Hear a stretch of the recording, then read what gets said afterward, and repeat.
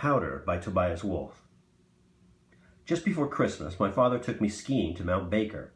He'd had to fight for the privilege of my company because my mother was still angry with him for sneaking me into a nightclub during his last visit to see Thelonious Monk. He wouldn't give up. He promised, hand on heart, to take good care of me and have me home for dinner on Christmas Eve, and she relented. But as we were checking out of the lodge that morning, it began to snow, and in this snow he observed some rare quality that made it necessary for us to get in one last run. We got in several last runs. He was indifferent to my fretting. Snow whirled about us in bitter, blinding squalls, hissing like sand, and still we skied. As the lift bore us to the peak yet again, my father looked at his watch and said, "Criminy, this'll have to be a fast one." By now I couldn't see the trail. There was no point in trying. I stuck to him like white on rice and did what he did and somehow made it to the bottom without sailing off a cliff. We returned our skis, and my father put chains on the Austin Healey while I swayed from foot to foot, clapping my mittens and wishing I was home. I could see everything, the green tablecloth, the plates with the holly pattern, the red candles waiting to be lit. We passed the diner on our way out.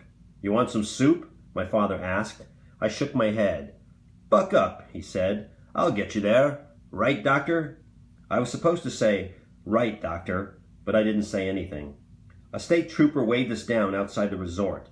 A pair of sawhorses were blocking the road. The trooper came up to the car and bent down to my father's window. His face was bleached by the cold. Snowflakes clung to his eyebrows and to the fur trim of his jacket and cap. "Don't tell me," my father said. The trooper told him. The road was closed. It might get cleared, it might not. A storm took everyone by surprise. So much, so fast. How hard to get people moving. Christmas Eve, what can you do? My father said, "Look, we're talking about 5-6 inches. I've taken this car through worse than that." The trooper straightened up. His face was out of sight, but I could hear him. "The road is closed." My father sat with both hands on the wheel, rubbing the wood with his thumbs. He looked at the barricade for a long time. He seemed to be trying to master the idea of it. Then he thanked the trooper and with a weird, old matey show of caution, turned the car around. "Your mother will never forgive me for this," he said. "We should have left before," I said. "Doctor." He didn't speak to me again until we were in a booth at the diner, waiting for our burgers. "She won't forgive me," he said. "Do you understand? Never." "I guess," I said, but no guesswork was required. She wouldn't forgive him. "I can't let that happen." He bent toward me. "I'll tell you what I want. I want us all to be together again. Is that what you want?" "Yes, sir." He bumped my chin with his knuckles. That's all I needed to hear. When we finished eating, he went to the payphone in the back of the diner, then joined me in the booth again. I figured he'd called my mother, but he didn't give a report. He sipped at his coffee and stared out the window at the empty road. Come on, he said, though not to me. A little while later, he said it again.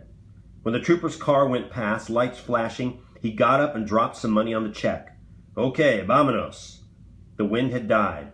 The snow was falling straight down, less of it now, and lighter. We drove away from the resort, right up to the barricade. "Move it," my father told me. When I looked at him, he said, "What are you waiting for?" I got out and dragged one of the sawhorses aside, then put it back after he drove through. He pushed the door open for me. "Now you're an accomplice," he said. "We go down together." He put the car into gear and gave me a look. "Joke, son." Down the first long stretch, I watched the road behind us to see if the trooper was on our tail. The barricade vanished. Then there was nothing but snow. Snow on the road, snow kicking up from the chains, snow on the trees, snow in the sky, and our trail in the snow. Then I faced forward and had a shock. The lay of the road behind us had been marked by our own tracks, but there were no tracks ahead of us. My father was breaking virgin snow beneath a line of tall trees. He was humming "Stars Fell in Alabama." I felt snow brush along the floorboards under my feet. To keep my hands from shaking, I clamped them between my knees. My father grunted in a thoughtful way and said, "Don't ever try this yourself." "I won't." "That's what you say now, but someday you'll get your license and you'll think you can do anything. Only you won't be able to do this. You need, I don't know, a certain instinct." "Maybe I have it." "You don't. You have your strong points, but not this. I only mention it because I don't want you to get the idea this is something just anybody can do. I'm a great driver. That's not a virtue, okay? It's just a fact, and one you should be aware of. Of course, you have to give the old heap some credit, too. There aren't many cars I'd try this with. Listen." I did listen. I heard the slap of the chains, the stiff, jerky rasp of the wipers, the purr of the engine. It really did purr. The old heap was almost new. My father couldn't afford it and kept promising to sell it, but here it was. I said, "What do you think that policeman went to?" "Are you warm enough?" He reached over and cranked up the blower. Then he turned off the wipers. We didn't need them. The clouds had brightened. A few sparse, feathery flakes drifted into our slipstream and were swept away.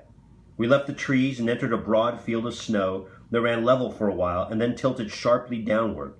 Orange stakes had been planted at intervals in 2 parallel lines, and my father seemed to course between them, though they were far enough apart to leave considerable doubt in my mind as to exactly where the road lay. He was humming again, doing little scat riffs around the melody. "Okay, then, what are my strong points?" "Don't get me started," he said. "It'd take all day." "Oh, right. Name one." "Easy. You always think ahead." True. I always thought ahead.